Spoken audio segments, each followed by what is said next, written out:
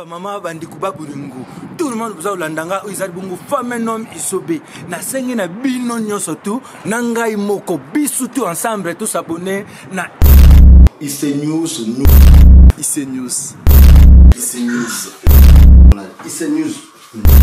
en tout cas vous allez discuter parce que kuna traitement information ezalaka kuna impartialité neutralité ezalaka ngai pe si na mabonaki mingi olibizati na mabonaki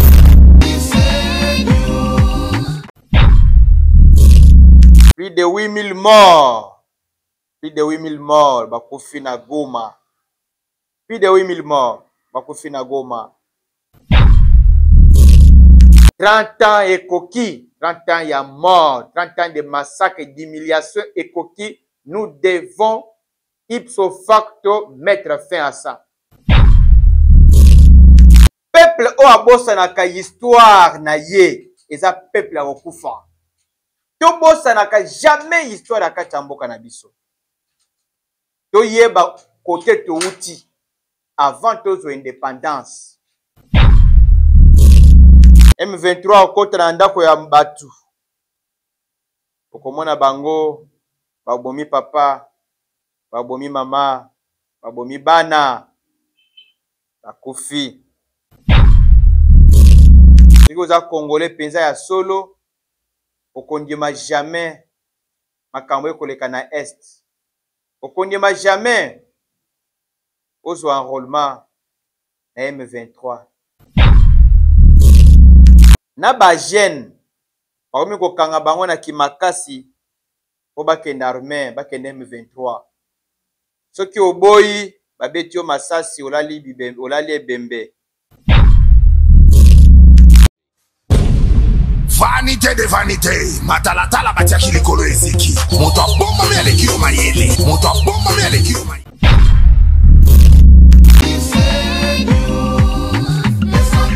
Chasa Tolanda, Isenyu, Brazzaville, Isenyu, Dakar Tolanda, Isenyu, Rwanda, Isenyu, Abidjan Tolanda, Isenyu, Paris, Isenyu, Sele Tolanda, Isenyu, Montréal, Isenyu, Cotonou.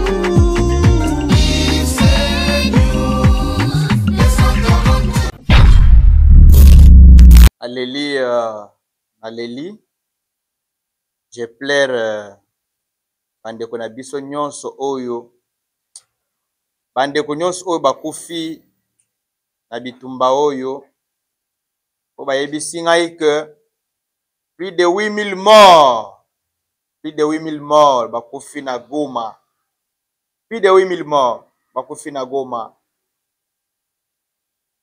M23 okota na ndako ya mbatu. Okomona bango babomi papa, babomi mama, babomi bana, bakufi. Mutu akomi nyama, akomi ntaba na Goma. Mutu akomi ntaba na Bukavu. Ba parti nyonso M23 azwi bato bakomi bantaba. Lelo balobi tokolia nani, tokoboma nani, nani tosepe na yete aviva na mokili. Yake babeti masasi.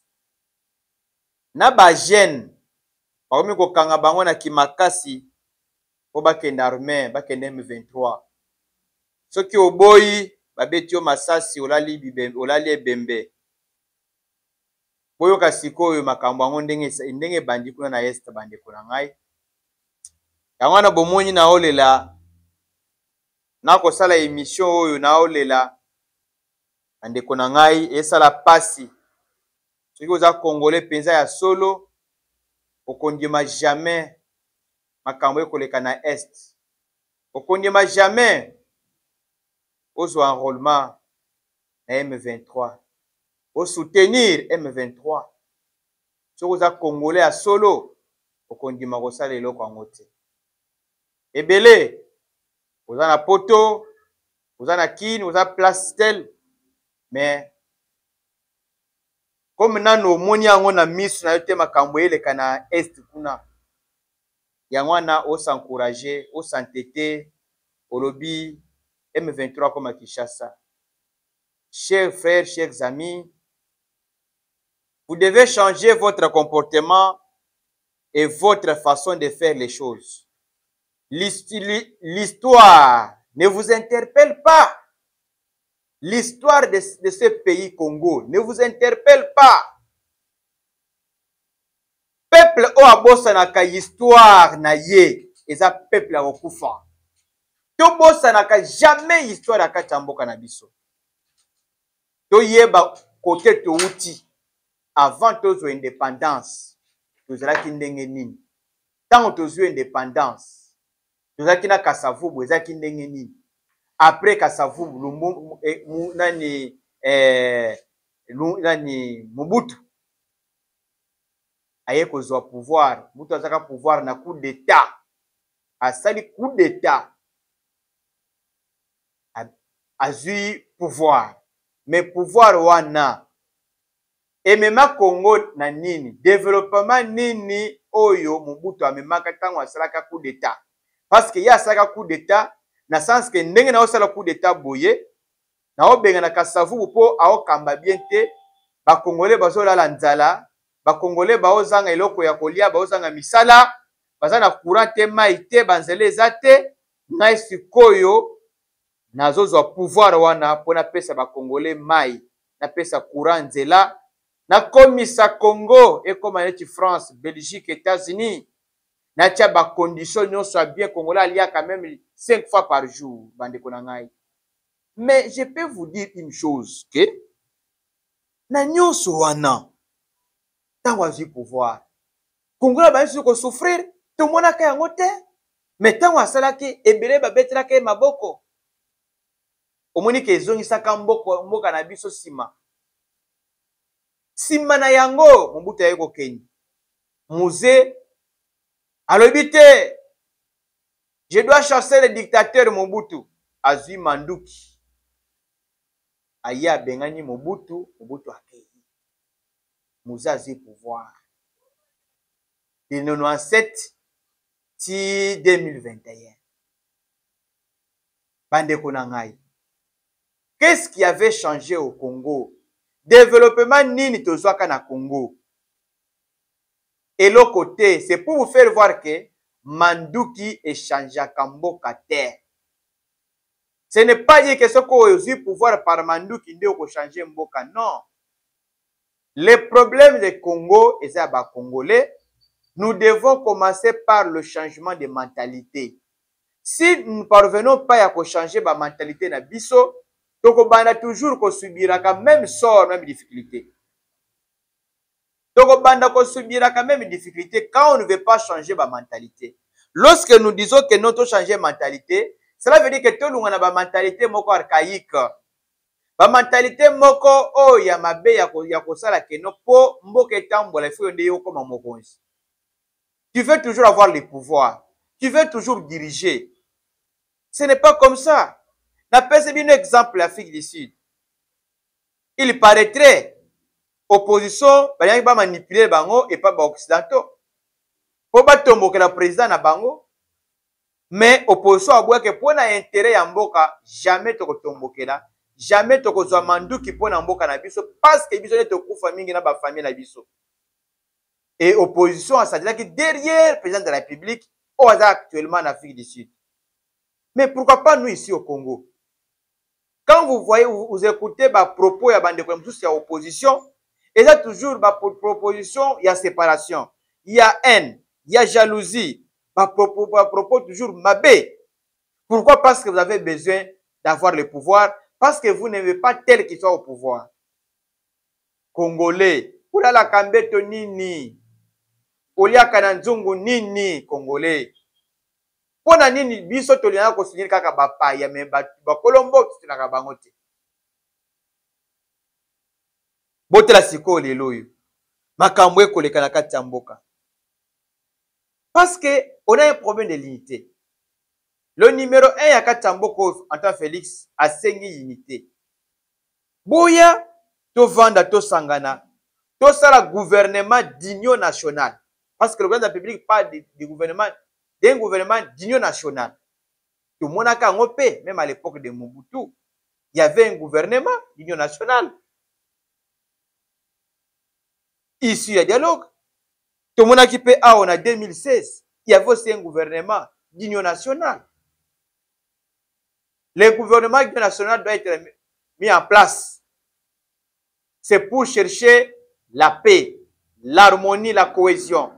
Parce que nous avons seulement un seul pays, on n'a pas un autre pays. Maman na biso baso, eza RDC. Papa na biso, eza RDC. C'est-à-dire que biso nyonso tozali bana ya maman moko oyo RDC, to s'adhérer. Soki biso to telempo na mboka na biso te. Yo kaniso ki lelo ozwi na ozi pouvoir. Rwanda ko tiko calme, au calme te. Voilà, je vais vous lire un message que vous allez maintenant prendre. Message au na otanga awa. Et un message au na pesa ba congolais nyonso ba vrai patriote. Ba vrai nationaliste au balingi changement et au balingi pour mettre fin à l'aventure ya Rwanda. Aventure au peut kagama ko sala biso. Chers amis, ça suffit. 30 ans de souffrance, de massacres, d'humiliation par le Rwanda, plus de 18 millions de morts. La RDC ne sera pas une colonie du président rwandais, Paul Kagame. Tous unis pour la patrie. Évitons la division.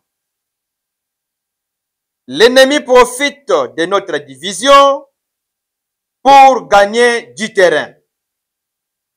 Le droit international doit être respecté. Nous devons nous lever pour la défense de notre patrie.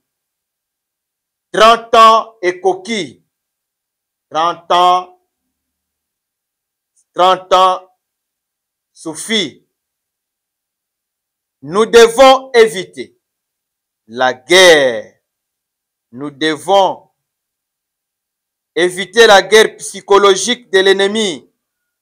Nous devons éviter la guerre psychologique de l'ennemi pour nous faire peur. Parce que l'ennemi, à présent, utilise la peur. Comment il est fait? C'est à travers l'arme numérique que l'ennemi utilise. Rwanda a plus, je ne sais pas, c'est de 5000 pages avec des journalistes, des communicateurs, ainsi de suite. Ils ont créé plusieurs pages dont ils ont publié comme information, il y a mabe ya lokuta pour na okotaka kobanga na kati ya ba congolais.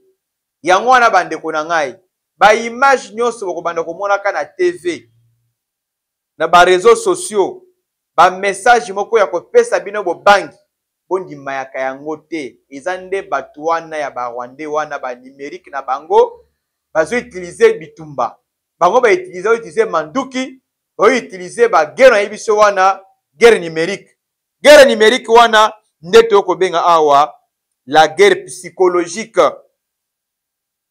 nde ennemi azo utiliser okomona ba yebisi bino base bazui mboka boy en même temps bazui yango te nyonso wana omoni ba congolais bakomi kobanga ba soda na biso petang bakozi information bandi kobanga ba service mususu na bandi kobanga po baluka moyen ya koya kokota bakoti soda tiki munduki akei naye obe biloko wana ezande guerre Rwanda akosala yango wana biso ba congolais avant ya kozwa ka ba information so bokomona ba réseaux sociaux bakozwa même image wana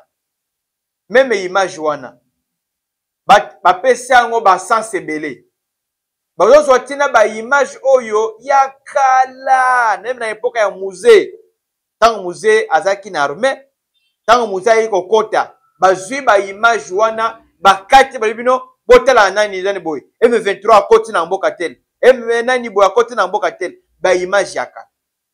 Nous devons faire vraiment attention na ba arme numérique wana ya Rwanda po azo utiliser parce que na minute azo utiliser batu na ye baza na ba réseaux sociaux nyonso, baza na TikTok, baza na Facebook, baza na WhatsApp, baza na X, baza na Zander, baza na nyonso bandeko oyo yebi ke ba réseau wana.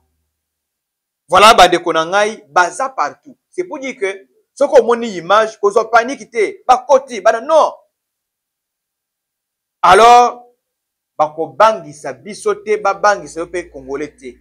Signer lelo pour ceux qui ont signé te ekolanda yo tina ndako na yo. Voilà eloko toko ebisa bino. Boyoki message oyo. Message fort. Oui, message d'encouragement. Il faut tout élément to boyi makambwana ya konyoko maka. Voilà bandeko na ngai, c'était un message que nous avons voulu donner pour éveil patriotique, afin que tout Congolais puisse avoir vraiment le courage de dire non à la guerre, non au massacre, non à l'humiliation. Et c'est le moment de se libérer. C'est le moment de prendre des décisions fortes. C'est le moment de s'unir. C'est le moment de barrer la route à l'ennemi. C'est le moment de dire que nous ne pouvons plus encore être colonisés. C'est le moment maintenant d'évoluer et d'avancer. Voilà mes chers amis. C'est le moment d'être derrière le chef de l'État, le commandant suprême, Félix Antoine Tshisekedi. C'est le moment d'être derrière le FARDC, derrière notre FARDC, derrière notre Wazalendo. C'est le moment où nous devons prendre des décisions fortes. Bande konangai, o nazana ko ebisa bino ezango wana. Na minito Congolais nyonso kolala kapungi na ndaku ndingo bana kolala te. Avant ya kolala osambeli mboka. Avant tango bimi na olamuki na tongo na mbeto sambela po na mboka. Sambela po na kimia. Nzamba confondre ba ennemis. Nous devons utiliser les armes célestes. Tu utiliser l'arme ya Lola. Dieu est le puissant des puissants. Et le Dieu est capable. Goliath se sentait être fort, mais David a quoi s'acquier. Voilà maintenant, Rwanda se croit être Goliath, être puissant. Mais Kagame n'est pas puissant, mais Dieu a un David. C'est la RDC a un David. C'est Félix Antoine Tshisekedi Tshilombo. C'est notre David. Tshisekedi Antoine Azali David na biso. Biso pe. Toza la sikoyo toza siko ba soda o ya ye to pese ba arme na nyonso. La guerre que nous faisons, nous devons faire une guerre diplomatique.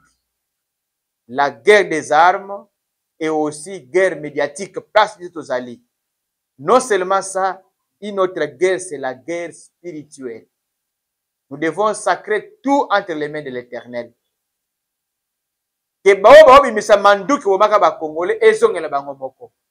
Mais nous, Congolais, nous avons besoin de l'unité.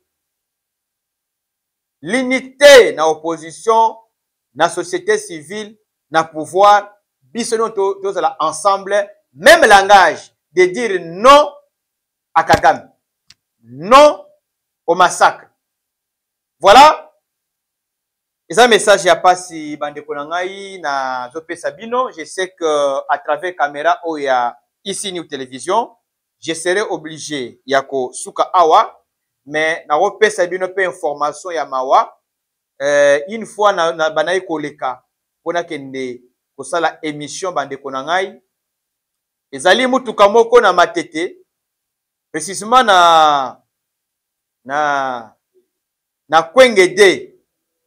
Balabala wana tango lunge po matete ozo osali kurubi o bima na sous région Bandekonangaï na tongo ya lelo jeune garçon moko elenge mbinga mobali akufi banyatie na mutuka mutu nyonso etikali potopoto likolo ya nini likolo ya bandeko ya moto yango na kosenga ba autorité ya ville province de Kinshasa bo réglementer bandeko na biso ya moto bosala mobeko mpona ke bato ya moto bazwaka basens contraire te ntango bakozwa sens contraire yango nde bakokufa ebele.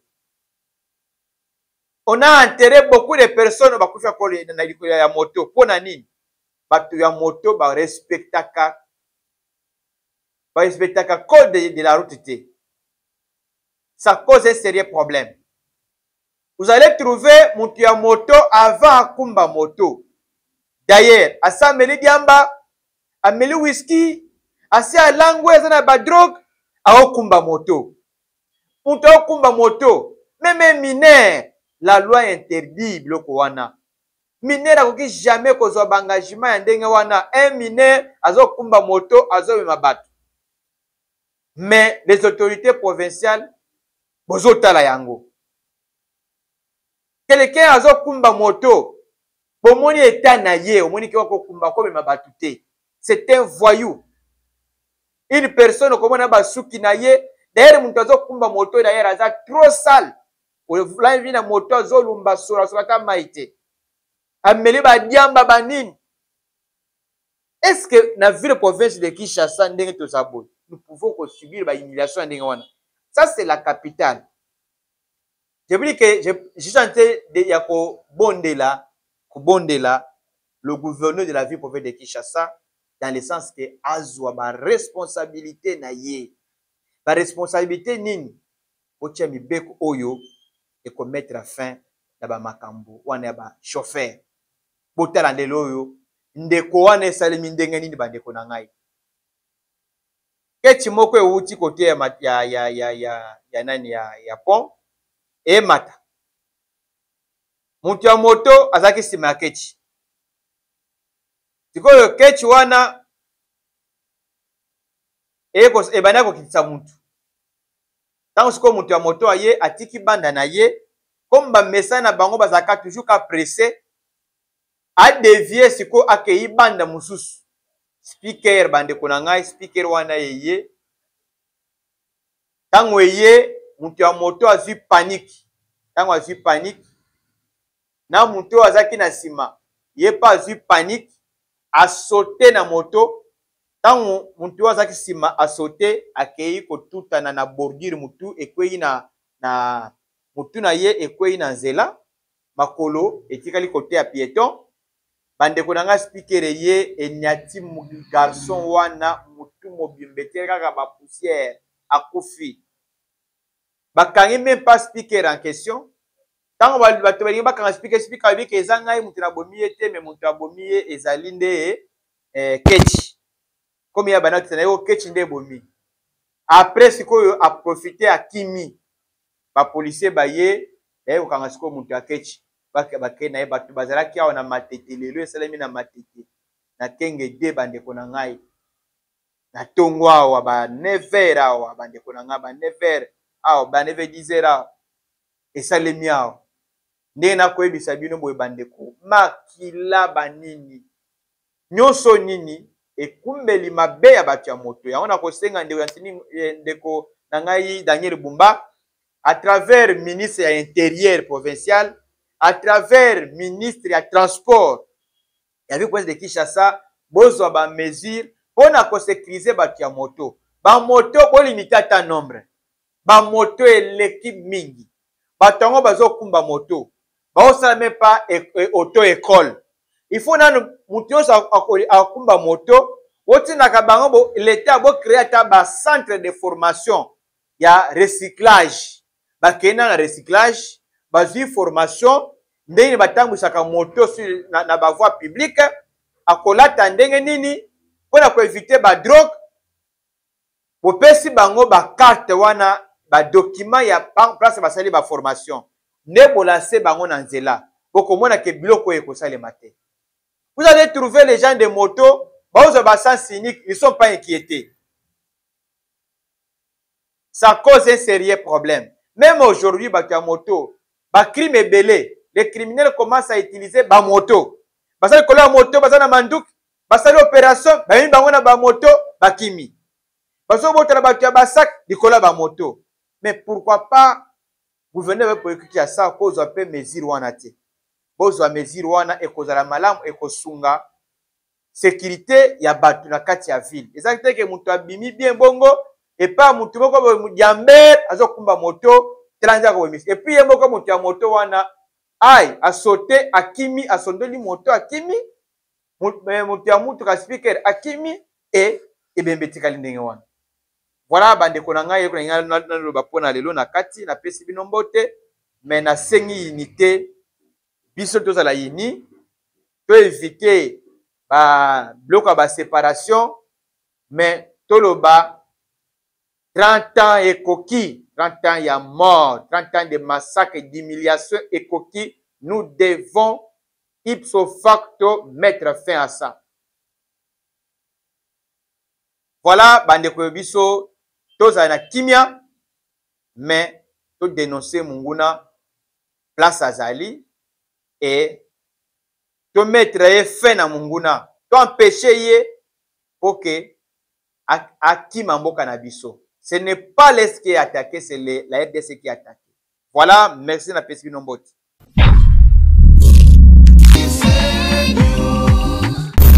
Maman bandiku baburingu tout le monde vous a landanga izali bungu femme nom isobe na sengi na bino nyoso tu na ngai moko bisu tu ensemble tous abonnés na IC News IC News IC News IC News.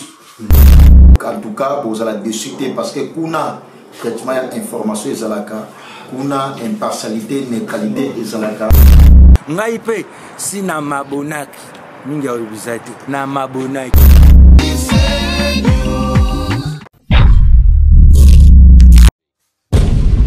Vanité de vanité, matalatala batiaki likolo eziki. Moto abomba me aleki yo mayele. Moto abomba me aleki yo mayele.